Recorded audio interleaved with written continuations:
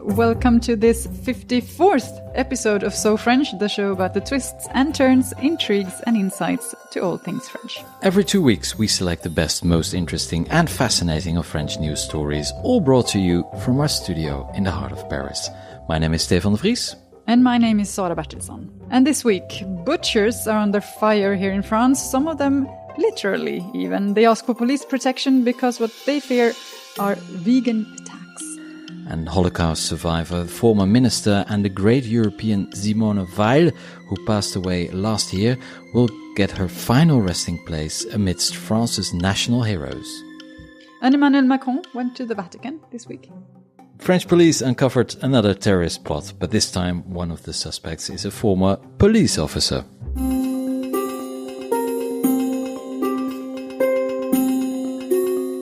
But first, the topic has been dominating European headlines and scaring European politicians for almost 3 weeks now. And it's all about the question, what do we do with the migrants and refugees trying to get into Europe? There's a big rift in Europe. On the one hand, there are the more reasonable countries like France, the Benelux, Scandinavia, who do a lot to accept refugees. And then on the other hand, is the Eastern European countries. They don't want to have anything to do with them. And in the middle, Italy, with the new government. Well, maybe not even in the middle, maybe at the front line, I would say. You have Absolutely. Italy, you have Greece, we have Spain, which actually are the countries that take in most of the refugees that now arrive or migrants that arrive in Europe. Yeah, absolutely. And Macron is trying to take a central role in this debate. He tries to bring Italy and Spain and all the other countries together, but everyone defends its national self-interest, so it's very hard to find a compromise. There was a big European summit in Brussels, and after a very long night of negotiations, they reached an agreement at 6 a.m. On Friday morning. They agreed to set up closed migrant centers in EU states to process asylum claims. And, well, although the details are unclear, it seems like a very complicated and maybe even an unrealistic It's deal. looking like a very, very complicated summit to bring these very, very different ideas. Absolutely. And then there's also the difficulty of Angela Merkel. She's in big trouble. Of course, Germany was the country that took in most refugees because Angela Merkel a couple of years ago said, we can do this. It led to the rise of the extreme right party, the AfD. And now Merkel's own position is really, really under pressure. She may even risk losing her job as the German chancellor. So Macron is doing everything he can to save Merkel, because without Angela Merkel, he knows that it will be very hard to find other allies for his reform plans. Merkel even said that the future of Europe hangs in the balance in this, the question of migrants will define the future of Europe.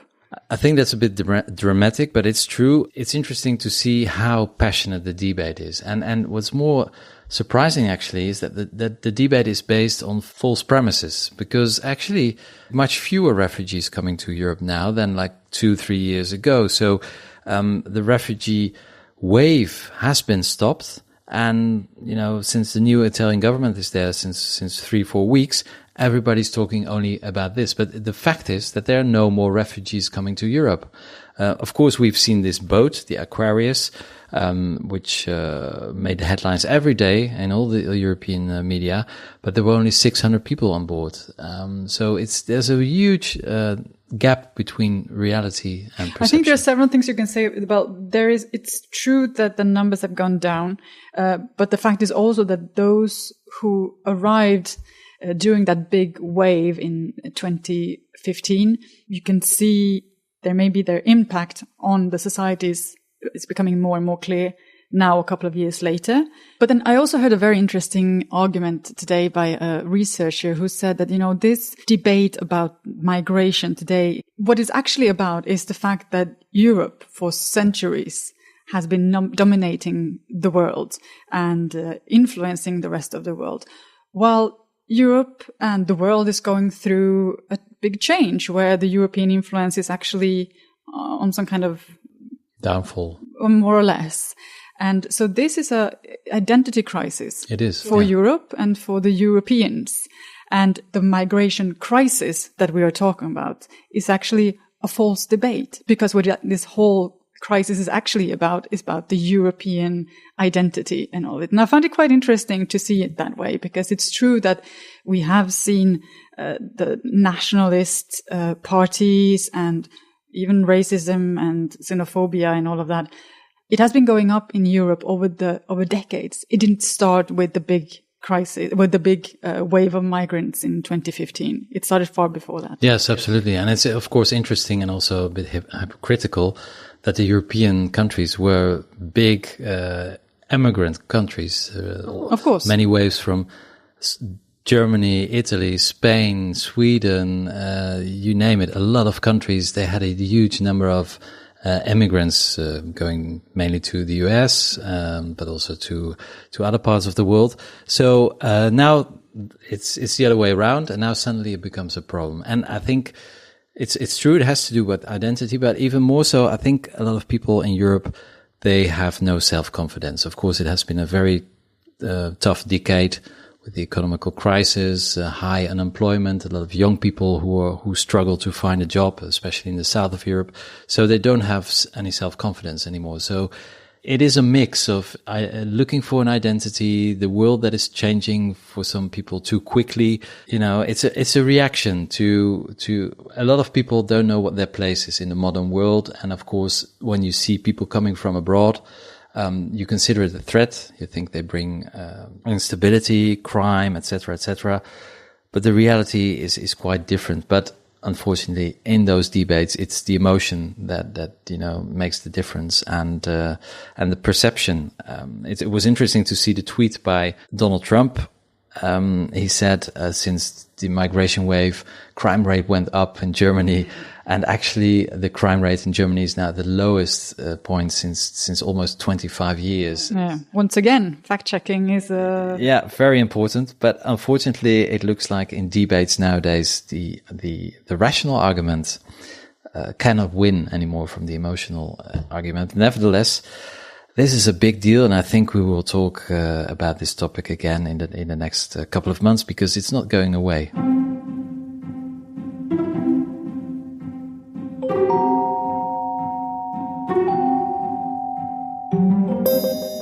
Now, some things apparently seem to change, at least a little bit, because we can always say that France moves very, very slowly forward.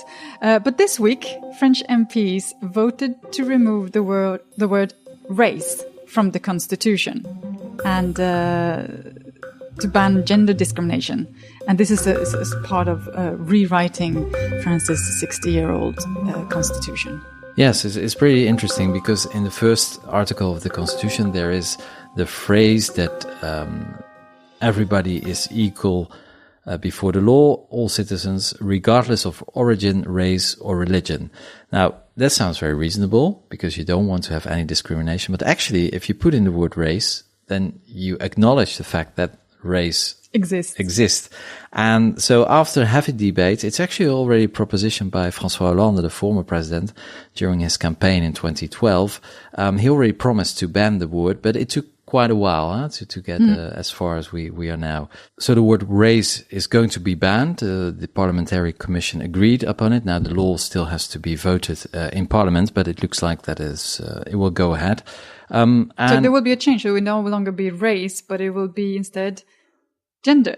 Yes. So according to the Constitution, the new Constitution, if eventually it is voted through, it will read that all citizens are equal regardless of gender, origin, or religion. Yeah, and if you're really very radical, you could even argue that gender has no place either, because then you acknowledge that there is a gender, that there are genders, but it will be in the new constitution. So theoretically, this country will become a little bit more equal. And interestingly enough, the word race is going to disappear, but something else will also be introduced into the constitution, and that's the environment. Yes, interestingly enough, France will probably be the first country in Europe to introduce the word environment in its constitution. So it will be become constitutional to protect the planet. I don't know if the planet is really happy with that, or it may not make any differences. Nevertheless, it's in the constitution. So a modernization, a facelift of France's constitution this week. Race is out, and gender and the environment are in. Now, Macron has been traveling a lot the last couple of months, from China to America, all over the world. But he hadn't been to Europe's smallest country, the Vatican. No, but he did this week, didn't yes. he? He went to see the Pope himself at the Vatican. A quite interesting visit. Quite a lot of media on it here in France, especially religion and politics being two very, very sensitive issues here. The secular state is almost religion in France. But at the same time, France is a very, very religious country.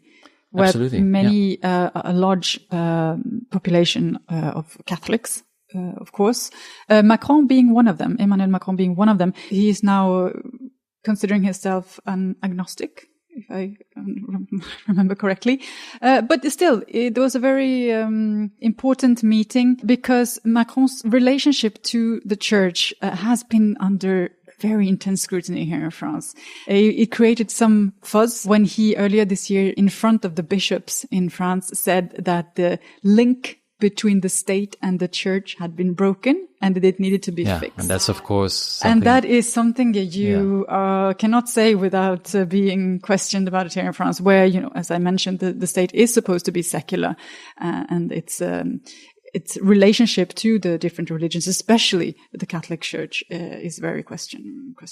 So he had to respond to a lot of criticism regarding that. How did it go, the visit? It went really well. And it went so well that he actually got to spend more time with the Pope than any other world leader. Wow. Twice the time as Donald Trump, which maybe you're not that surprised because Donald Trump and the Pope, we can sort of understand that they're maybe not on the best of terms. But even more time, a couple of minutes more than Barack Obama. Wow. So how long did he stay? 57 minutes. Wow. 57 I think that's about 4 minutes more than Barack Obama. But they did apparently talk about, of course, the migration crisis, Europe, and they exchanged gifts, which is kind of interesting because the gift that the Pope gave to Emmanuel Macron is a bronze medal of Saint Martin. It's a 4th century symbol of generosity. And the Pope actually made a point out of, you need to help the poor. And this, well, we know this. Emmanuel Macron has been sort of accused of being the president of the rich here in France. That's a subtle hint. It's nice. I don't know how well. Do you think that the Pope follows French media? Yeah, I think so.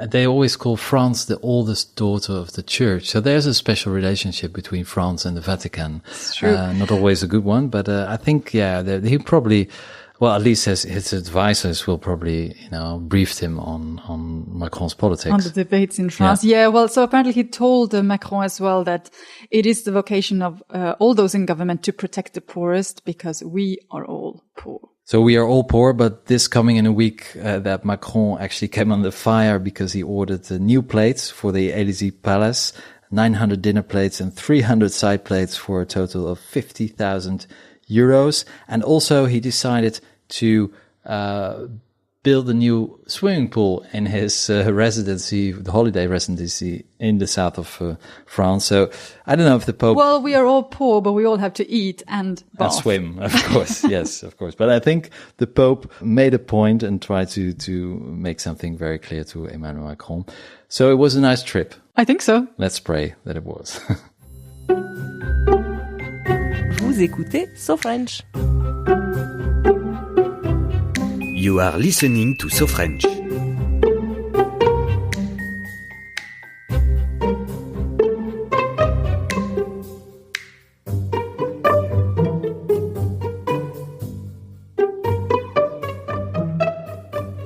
Now, we've been talking a lot about terrorist attacks the last 3 years in the existence of So French. Now, we have talked very often We've talked very often on So French about terrorism and usually